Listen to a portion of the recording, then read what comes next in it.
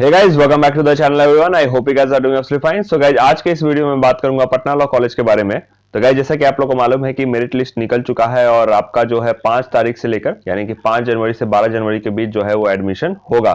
तो उसी के बारे में यहाँ पे थोड़ा बहुत आप लोगों के साथ शेयर करूंगा कि किस तरह से जो है वो एडमिशन की प्रक्रिया होती है, किस तरह से आपको एफिडेविट बनवाना है, क्या आपको फॉर्म भरना होगा और कौन कौन से जो डॉक्यूमेंट्स होते हैं, क्या ओरिजिनल जमा होगा नहीं होगा। तो तमाम जो एक कह सकते हैं प्रक्रिया जो होती है एडमिशन के समय में या मेरे समय में किस तरह से एडमिशन वगैरह हुआ था, थोड़ा सा आपको बताने की यहाँ पे कोशिश करूंगा ताकि आप जब एडमिशन करवाने जाएंगे तो किसी भी प्रकार की आपको समस्या ना हो। तो गाइज, बिना किसी देरी के वीडियो को शुरू करते हैं। उससे पहले रिक्वेस्ट है कि गाइज, अगर आप मेरे चैनल पर नए हैं तो चैनल को जरूर सब्सक्राइब कीजिएगा और वीडियो को देख रहे हैं तो जरूर लाइक कीजिएगा गाइज। और जो भी तमाम बातें होती है, अपडेट्स होता है, वो यहाँ पे मैं आपके साथ शेयर करता हूँ। तो गाइज, जो भी बातें हैं यहाँ पे थोड़ा सा लिख के रखा हूँ ताकि आपको वन बाय वन जो प्रोसेस है बता दूं किस तरह से होता है आपका जो एडमिशन पटना लॉ कॉलेज में लॉ के लिए। तो गाइज, वीडियो को शुरू करते हैं। तो ऑफ कोर्स अभी जो है वो आपका मेरिट लिस्ट निकला है। तो एक लिस्ट निकलता है जिसमें कि आपको बताया जाता है कि आपको इस दिन में आना है, या जैसे first cut off list, second, third जैसे भी आता है। और मैं बता दूं कि 3 कट ऑफ लिस्ट जरूर आती है। और अभी जो है वो कहा जा रहा है कि 250 स्टूडेंट्स को जो है वो नाम आया है। तो जैसे भी एक लिस्ट निकलता है जिसमें आपको बुलाया जाता है कि आपको इस दिन आना है, एक समय, एक तारीख आपको बताई जाती है। उसके दिन आप जब आपको बुलाया जाता है, आप उस दिन कॉलेज आते हैं। फिर आपको जो भी काउंसलिंग वगैरह है तो आपको एक फॉर्म दिया जाएगा जिसमें आप तमाम जो अपने नाम, ग्रेजुएशन अपने कहाँ से किया, कितने मार्क्स आए वगैरह, ये सब जो भी फॉर्मेलिटीज आप कह सकते हैं कि जिसमें आपको एक फॉर्म भरना होगा कि आप मतलब कहाँ से ग्रेजुएशन है। फिर आपको जितने भी आप फॉर्म में जो भी बातें होती हैं वो लिखना होता है। फिर उसके बाद जो है वो आपको एक उसमें जो आपको डॉक्यूमेंट्स हैं, जो भी आपसे डॉक्यूमेंट्स मांगे जाएंगे, आप आई होप अपने डॉक्यूमेंट्स की लिस्ट देखे होंगे। उसमें जो भी डॉक्यूमेंट्स वगैरह हैं आपको फोटोकॉपीज वगैरह लगाना होगा और साथ ही साथ सेल्फ अटेस्ट वगैरह ये सब करके उसमें देनी होगी।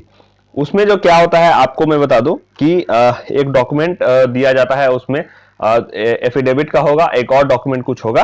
तो उसमें जो है वो आपको एक एफिडेविट करवाना पड़ता है, शायद एंटी रैगिंग का है या वो आप वहां पे जाएंगे तो आपको पता चल जाएगी। वो आप कोर्ट से बनवा सकते हैं, उसमें कोई भी ज्यादा एक मतलब पेचीदा इसमें प्रोसेस नहीं है। कोर्ट से जाएंगे आप, 100-200 रुपए लगते हैं।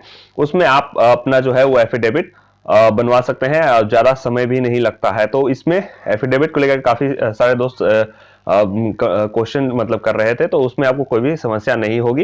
एफिडेविट करवाने के बाद जितने भी आपको डॉक्यूमेंट्स वगैरह हैं वो उसको लगा कर जितने भी आपने 10th 12th आपका जितना भी CLC माइग्रेशन वगैरह है तो वो सब आपको लगाकर जमा करना होगा। और गाइज, मैं बता दूं कि आप अगर ग्रेजुएशन पटना यूनिवर्सिटी से नहीं किए हैं, यानी कि आप अदर यूनिवर्सिटी से हैं, तो आपको माइग्रेशन लगेगा ही लगेगा। और जो स्टूडेंट पटना यूनिवर्सिटी से ही ग्रेजुएट है तो उनको नहीं लगेगा, ये आप लोग ध्यान रखेंगे। तो बहुत सारे दोस्त पूछते हैं कि हमारे पास ये डॉक्यूमेंट नहीं है, हमारे पास ये डॉक्यूमेंट नहीं है, तो क्या हमें वक्त मिलेगा, क्या हमें समय मिलेगा। तो आई डोंट थिंक सो कि आपको हालांकि आपके पास तो डॉक्यूमेंट्स तो रहने ही चाहिए। हाँ, अगर आप कुछ समय मांग ले तो वो अलग बात है, लेकिन अगर आपके पास कोई डॉक्यूमेंट है ही नहीं या फ्यूचर में आप मतलब काफी समय लगने वाला है आने में, तो उसमें आपको एक समस्या हो सकती है।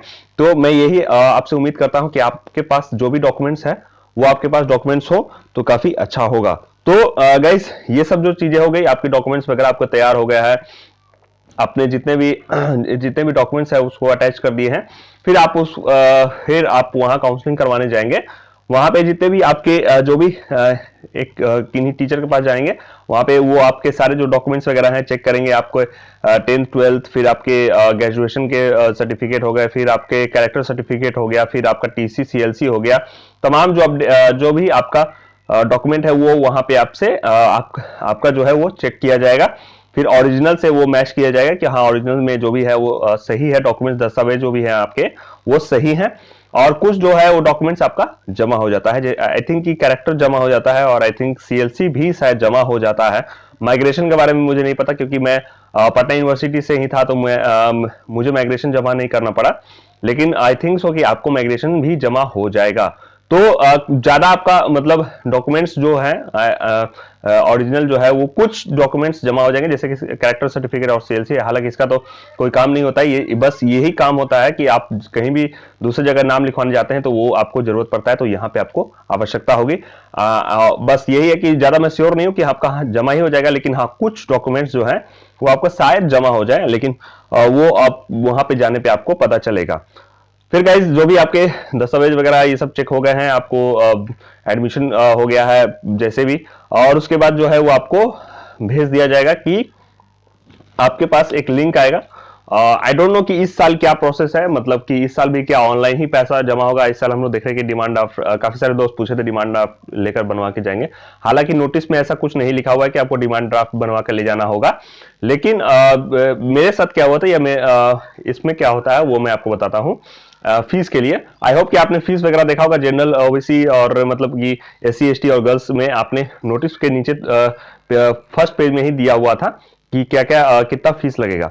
फीस के लिए क्या है कि आप जब आपका डॉक्यूमेंट्स वगैरह चेक हो जाता है, जब आपकी सारी जो प्रक्रिया है वो पूरी हो जाती है, तब आपसे कहा जाएगा कि आपके 2-3 घंटे आई थिंक या कुछ घंटों में जो है वो आपके मोबाइल पे या ईमेल पे आपका जो है वो एक लिंक आता है, जहां से आप पैसा या जो फीस है वो आपको जमा करना होगा।